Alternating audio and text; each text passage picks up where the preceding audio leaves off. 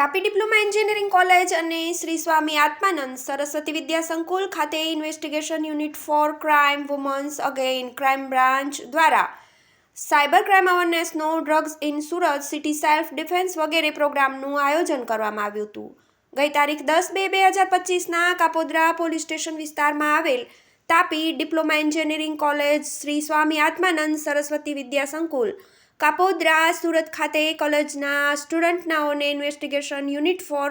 Crime women's against crime બ્રાન્ચના police inspector Shri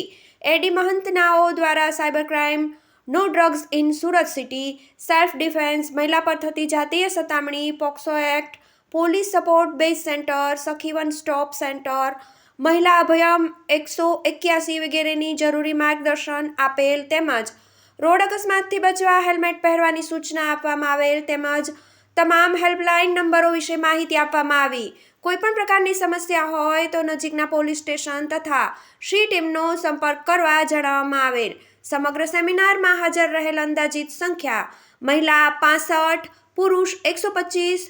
IUCAW police inspector એડી મહંત, police sub inspector DB ટંડેલ, ASI વૈશાલીબેન દેવરે વગેરે ઉપસ્થિત રહ્યા હતા. રિપોર્ટર જયદીપ રાઠોડ સાથે હાર્દિક સવાણી, સુરત, GTV ન્યૂઝ.